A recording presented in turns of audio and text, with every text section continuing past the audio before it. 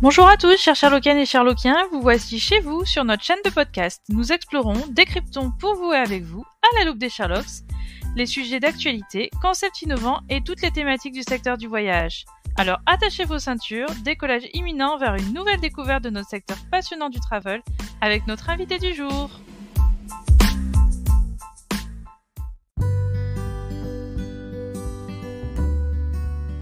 Bonjour à tous, chers Sherlockiennes et Sherlockiens. Bienvenue Solène. Nous recevons aujourd'hui Solène Durville de Floqueo. Bonjour Mélanie.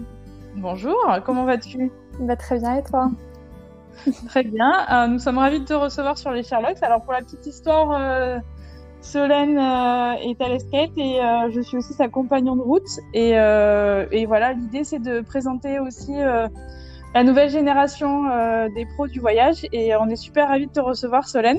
Merci, moi aussi je suis très ravie d'être ici. Est-ce que tu peux te présenter et nous dire pourquoi tu as choisi Floqueo et ce que tu fais chez eux ?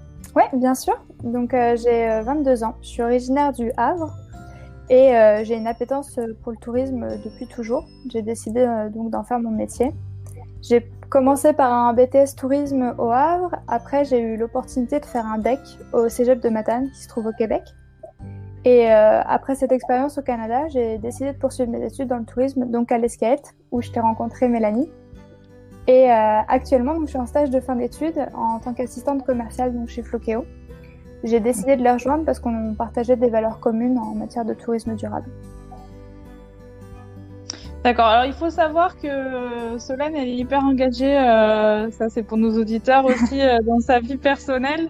Et je crois savoir que tu fais du zéro déchet et plein de choses comme ça. Donc, en effet, ça correspond assez à ta personnalité et on comprend pourquoi tu as choisi Floqueo. C'est ça. Alors, qu'est-ce que propose Floqueo ? En quoi c'est innovant et pour toi, quelle est la valeur ajoutée par rapport à d'autres acteurs ? Donc, pour ceux qui ne le savent pas, Floqueo, c'est un annuaire mondial du tourisme durable. L'objectif, c'est de répertorier tous les acteurs du secteur en une même plateforme pour que les voyageurs ils puissent trouver facilement le partenaire touristique qui leur correspond. De plus, Floqueo s'appuie sur des données satellites et de l'intelligence artificielle, grâce à laquelle on propose des cartes, donc des Floqueo Maps, qui permettent d'identifier la pression hydrique, la qualité de l'air, la qualité de la biodiversité et l'urbanisation d'une destination. Et les engagements responsables de nos Floqueo Partners, donc c'est les partenaires de Floqueo, ils sont aussi identifiés à l'aide de la charte qui se base sur les indicateurs du tourisme durable de l'OMS. D'accord. Alors on va reparler du coup plus tard de tout ce qui est justement votre valeur ajoutée par rapport aux données satellites, par rapport à votre charte, etc. On va en reparler, Solène. Oui. D'abord, je voulais te poser une question du coup pour toi, quelle est ta définition du coup du tourisme durable ?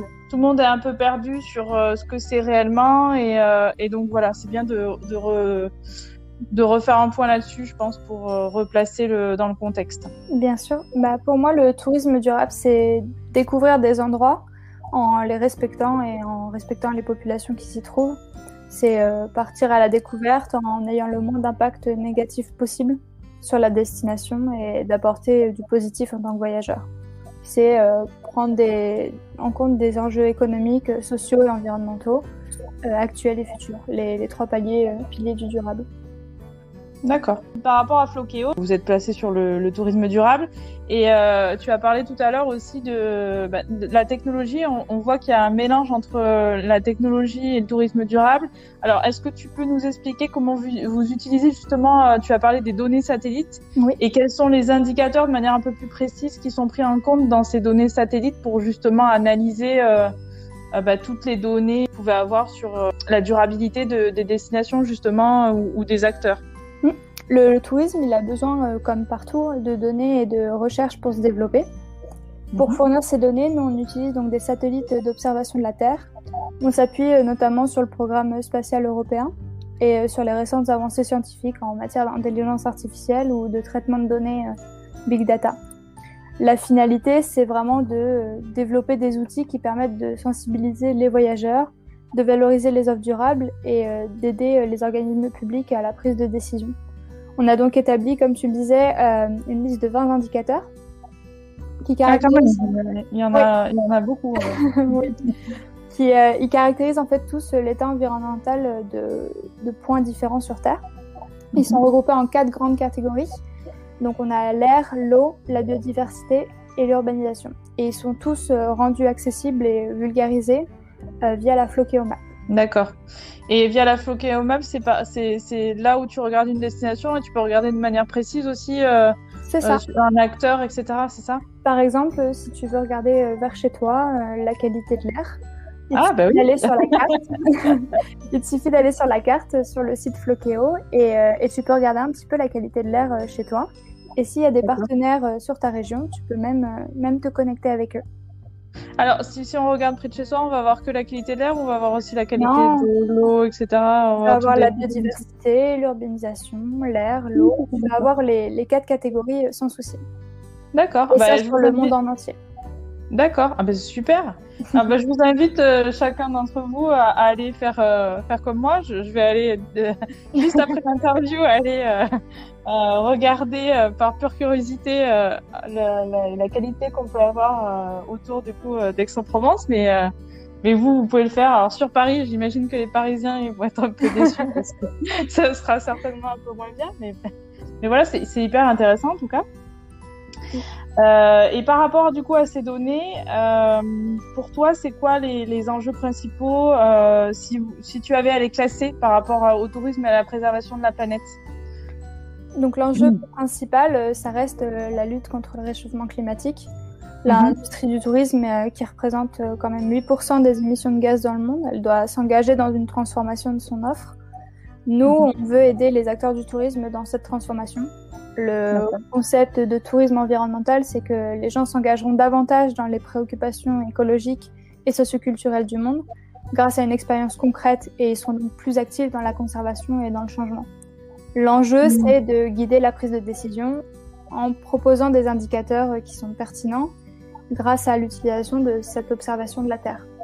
C'est réussir cette transformation, c'est capital pour continuer à voyager demain sans détruire la nature, parce qu'au-delà des aspects économiques et sociaux, pour tous les pays, le voyage, ça a des effets bénéfiques sur l'homme, sur sa santé, sur l'ouverture d'esprit et autres.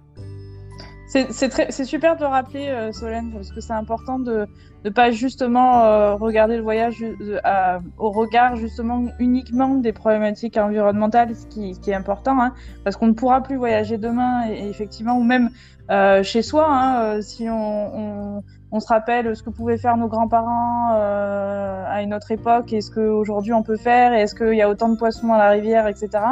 C'est de ce genre de choses dont on parle, j'imagine. Oui. Et ça, c'est nos enfants et nos petits-enfants, on a aussi envie, même chez soi, sans pour autant voyager très loin, de préserver leur environnement. Donc c'est hyper intéressant. Et par rapport à ça, est-ce que toi, tu dirais, parce qu'aujourd'hui, on parle finalement, quand on voit dans l'actualité, moi je vois qu'on parle beaucoup finalement des gaz à effet de serre, on parle beaucoup finalement de l'air. Est-ce que on parle moins de l'eau ou de la biodiversité, et je sais plus le quatrième ce que c'est? C'est l'urbanisation. L'urbanisation. L'urbanisation, de toute façon, forcément, elle a un impact sur tout, au final. Est-ce que toi, tu dirais que c'est l'air aussi la préoccupation la plus qui te paraît la plus gênante, ou en tout cas impactante sur l'environnement, ou finalement Honnêtement, les 4 catégories sont équivalentes parce que elles se complètent un peu toutes ensemble. Notamment l'air, l'eau et la biodiversité, voilà, sans eux on peut pas avancer. Donc ils sont tous équivalents pour moi. Donc c'est intéressant parce que du coup vous, dans votre approche, en plus vous avez cette spécificité là de pas y rentrer que par l'air. Et aujourd'hui, quand on voit les retours qu'on peut avoir souvent sur ce qui se dit dans l'actualité, on parle beaucoup des gaz à effet de serre, et c'est vrai qu'on en oublie certains indicateurs. Et c'est assez intéressant que vous ayez évoqué aussi l'urbanisation qui a des effets négatifs sur l'environnement. Bien sûr. La biodiversité qui a aussi des effets négatifs sur plein de choses, et même sur les cultures, et donc du coup forcément sur les plantes, etc. Donc tout est plus ou moins lié et ça c'est super de le rappeler finalement avec des indicateurs qui sont autres que juste les gaz à effet de serre. Ouais. Par rapport du coup à ces données, alors tu as parlé des enjeux, donc du classement on en a parlé. Alors on va parler plutôt maintenant des types d'opérateurs. Quels sont les types d'opérateurs qui peuvent être référencés par Floqueo? Est-ce que on est sur des agences réceptives, des hébergements ou aussi des tours opérateurs? Qui peut réellement, qui est référencé chez vous et qui peut l'être aussi? Parce qu'il y a peut-être des gens qui sont pas encore référencés chez vous et qui en fait ne savent pas que c'est des types d'opérateurs qui pourraient être référencés chez vous, parce qu'on pense tout de suite quand on pense à Floqueo plus à des agences réceptives ou des hébergeurs, mais peut-être que votre offre elle est plus large que ça, donc voilà, c'était ma question. Tout à fait, Mélanie. Notre offre elle est plus large. On accueille tout type d'opérateurs sur Floqueo, du moment qu'ils s'inscrivent dans une démarche durable ou qu'ils entament cette démarche. On a, pour te donner des exemples, on a des guides à destination, des hébergements, des réceptifs, comme tu l'as déjà dit. On a aussi des prestataires d'activités, des agences de voyage. Il n'y a vraiment pas de limite dans l'activité de nos Floqueo Partners, du moment qu'on partage tous les mêmes valeurs et qu'on avance tous ensemble dans le tourisme durable. D'accord. Donc, c'est pas forcément des acteurs à destination, hein. Ça peut être aussi des agences de voyage. Tout à fait. D'accord. Ou des tours opérateurs qui font leur production, ça pourrait être ça, des petits quelque chose de plus local, ouais, qui est vraiment engagé dans le durable ou quoi. Il n'y a pas de limite sur le type de prestataire. Et sur tous les marchés aussi, on pourrait avoir aussi sur le marché France des personnes qui sont engagées. Bien sûr. D'accord. Donc vous êtes vraiment ouvert à tout, c'est okay. très international. D'accord. Par rapport à ces opérateurs, comment du coup on a tous envie de savoir quels sont les critères qu'ils doivent respecter pour être référencés? Est-ce que vous avez une grille de lecture? Quelle démarche ils doivent faire? Comment vous contrôlez aussi la bonne mise en place des critères? Donc il y a beaucoup de questions dans une. Eh bien, on commence d'abord par étudier les profils et les activités donc des prestataires.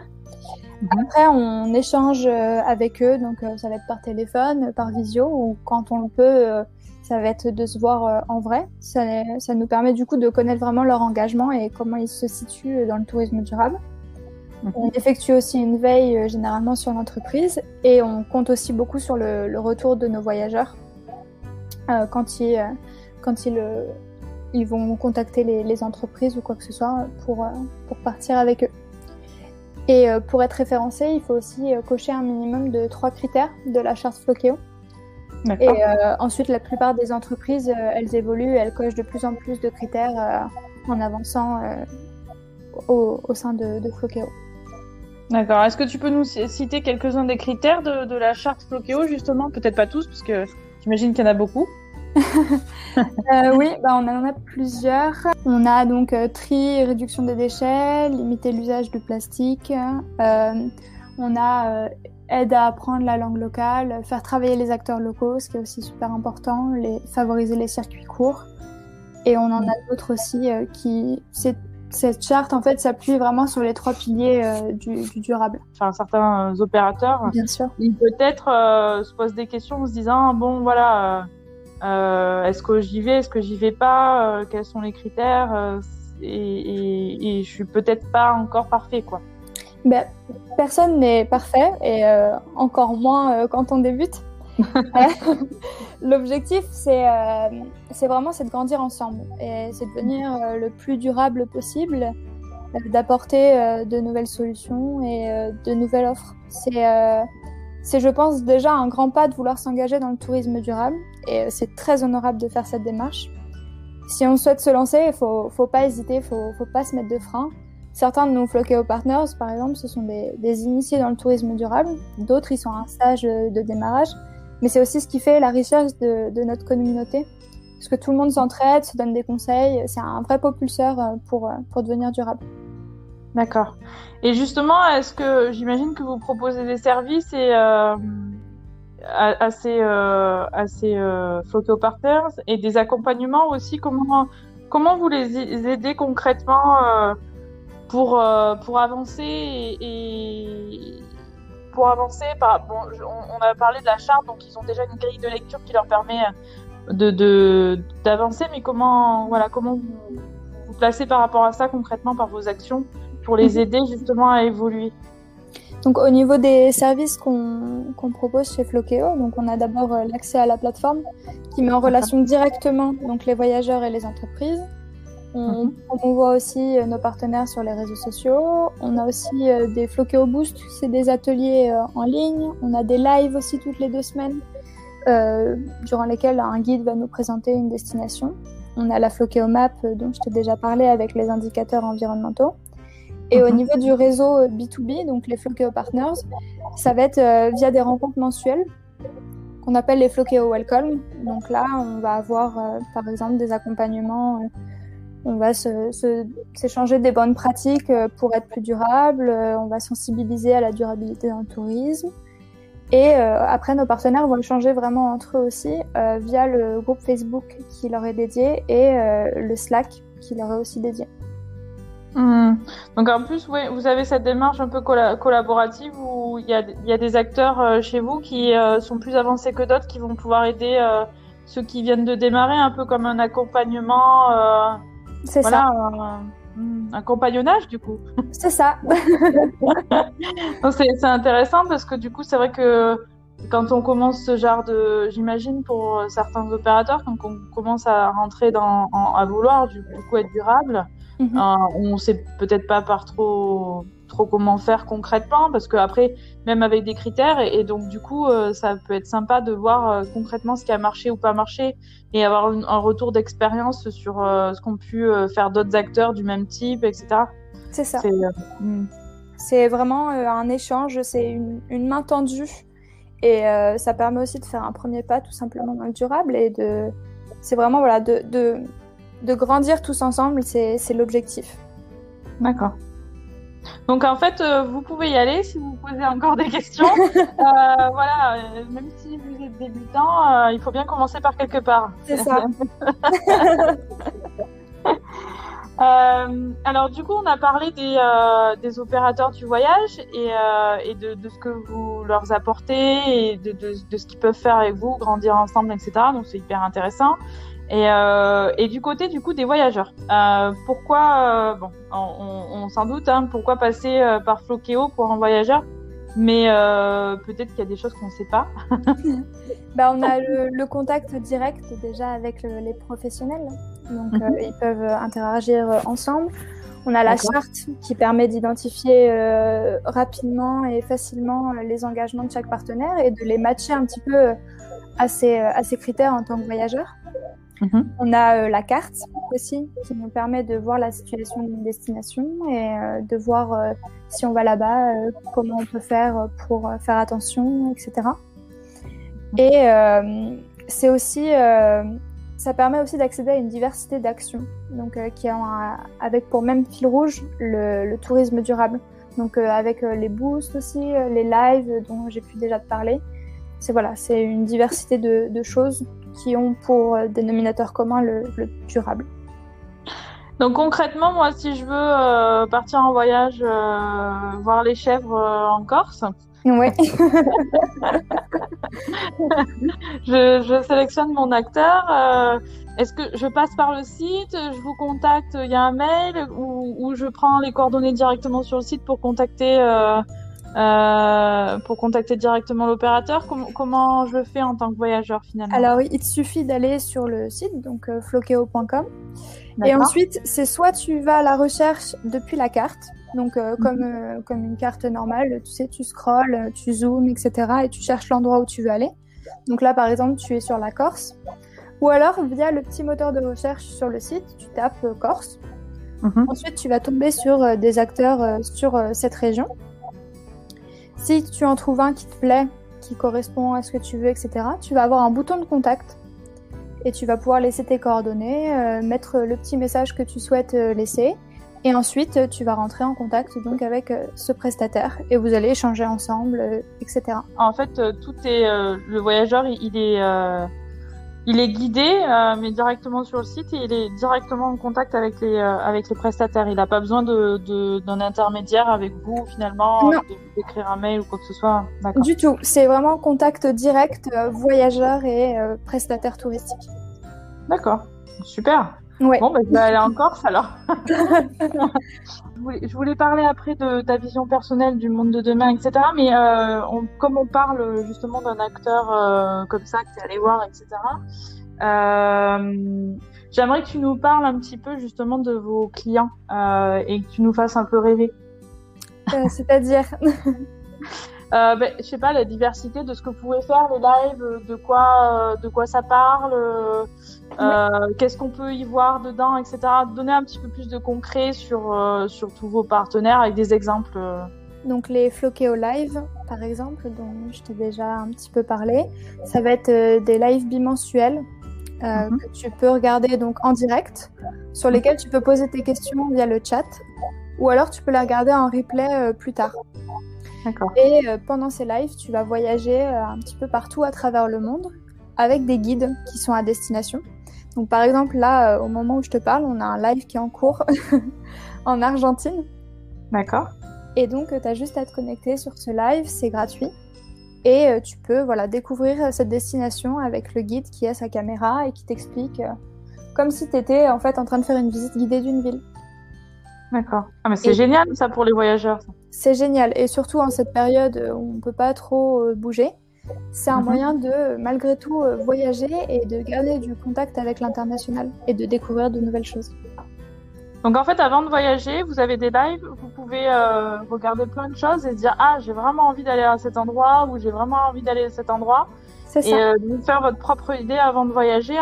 Et du coup, en plus, c'est super immersif en ayant des lives et des gens qui vous expliquent la destination. Donc c'est très sympa.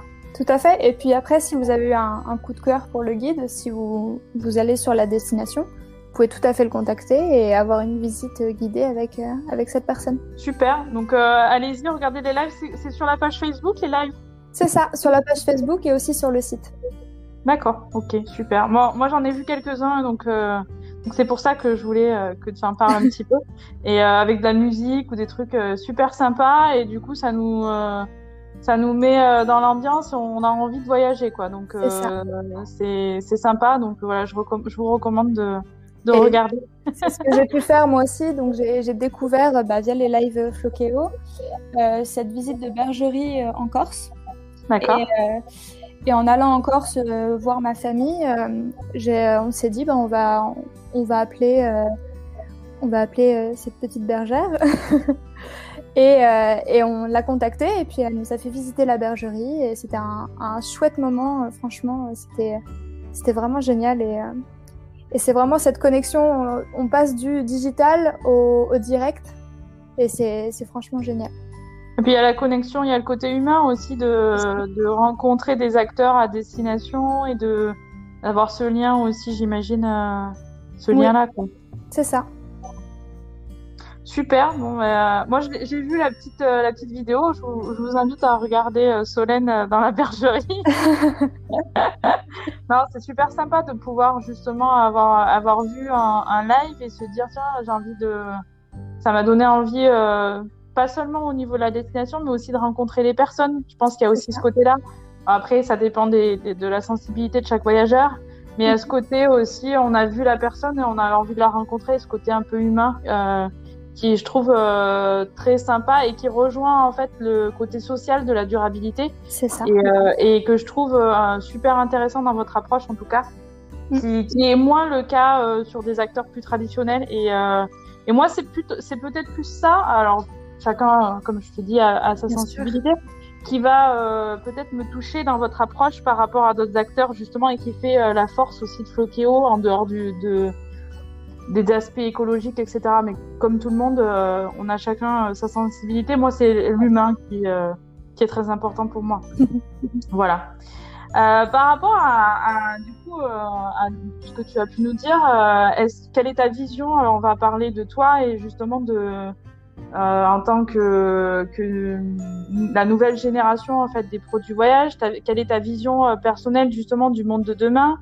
la place du voyage proche ou lointain, justement, avec on parle beaucoup d'impact carbone des voyages lointains,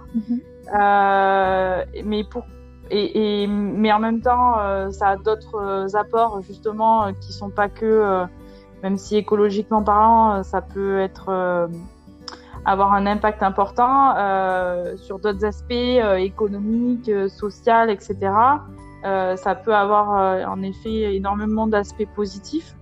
Et donc, pourquoi aussi voyager différemment en tant que... Voilà, pourquoi voyager différemment et en tant que jeune professionnel, comment tu vois en fait la place du voyage et à la fois dans un aspect proche ou lointain?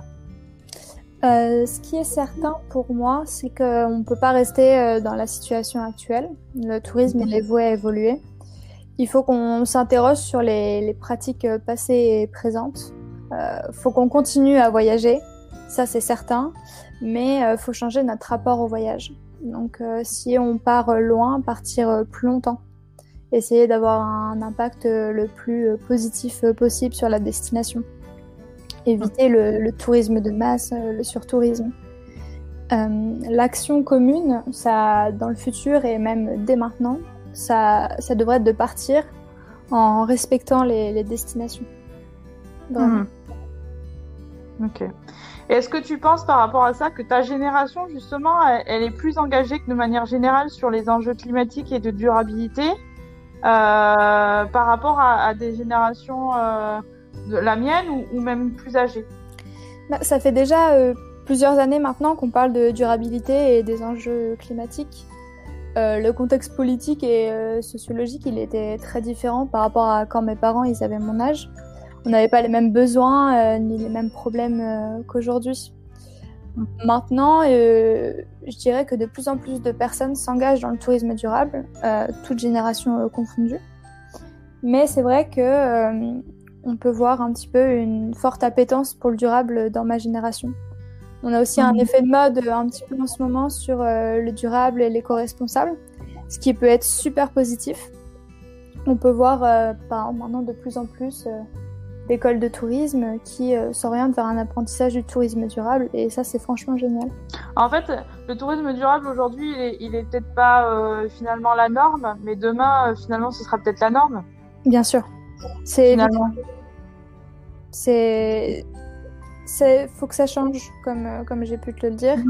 Et c'est sûr que c'est une évolution que je dirais qui est naturelle.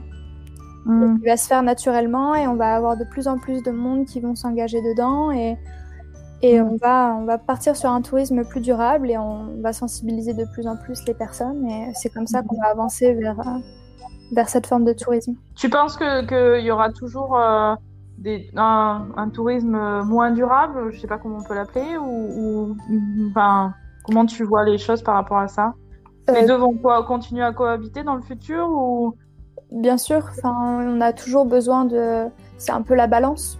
Il y a toujours besoin de deux choses. On peut pas avoir une chose unique dans le monde. Donc forcément, il y aura toujours une forme de tourisme plus durable, une forme de tourisme moins durable. L'objectif, c'est que tout le monde bascule plus vers le durable et que ceux qui s'inscrivent moins dans le durable le soient à minima. Ouais, et passe petit à petit passe de l'autre bord et que finalement le nombre d'opérateurs qui n'étaient pas dans le durable, passe petit à petit dans le durable avec des échelles comme on en a parlé différentes d'engagement, hein, ça c'est sûr, mais que tout le monde prenne à cœur ce sujet-là, quoi. Parce que de toute façon, demain on pourra plus voyager ou même vivre de la même manière si on s'attarde pas sur ce sujet-là. Et cette question, en fait, je te la pose aussi parce que je pense que peut-être que les gens qui sont peut-être un peu plus âgés ont moins cette conscience-là, alors que quand on est plus jeune, on peut se dire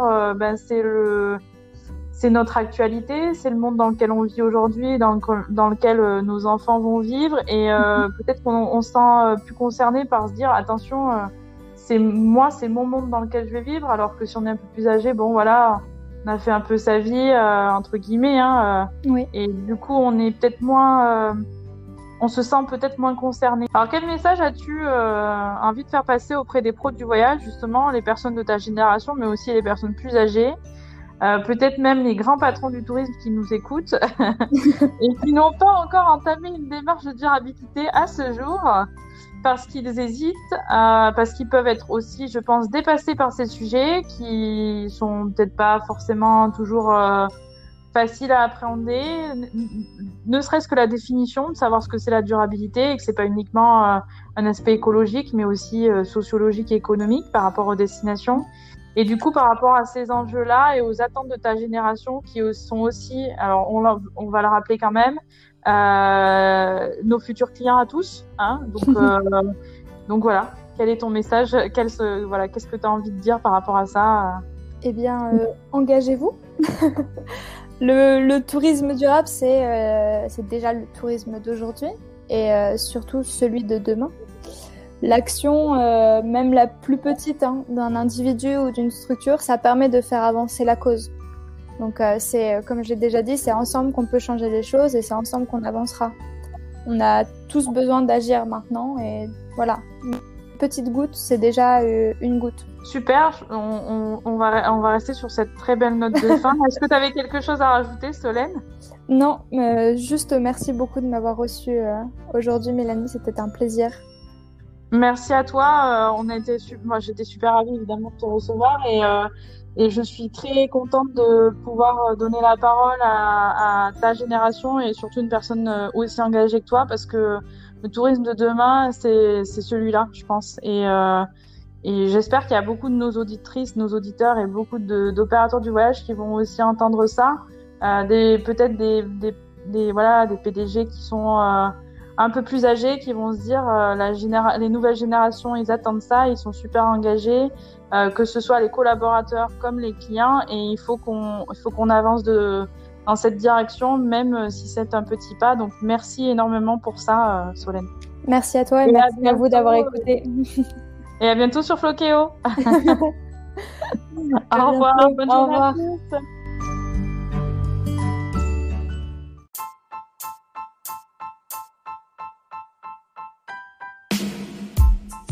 Chers Sherlockiennes et Sherlockiens, merci de nous avoir écoutés. Vous avez aimé cet épisode? Cela vous a été utile? Alors aidez-nous à diffuser ce podcast autour de vous. Comment? Tout simplement en vous abonnant, en partageant notre podcast sur les réseaux sociaux ou encore en nous laissant un avis 5 étoiles sur votre plateforme d'écoute préférée. Retrouvez-nous également sur notre site www.lessherlocksduvoyage.fr ainsi que sur nos pages LinkedIn, Facebook, Instagram et Twitter. D'ici là, on vous dit à très vite pour un nouvel épisode à la loupe des Sherlocks pour découvrir un nouvel invité passionné et passionnant du secteur du voyage. Sherlocks m'en votre!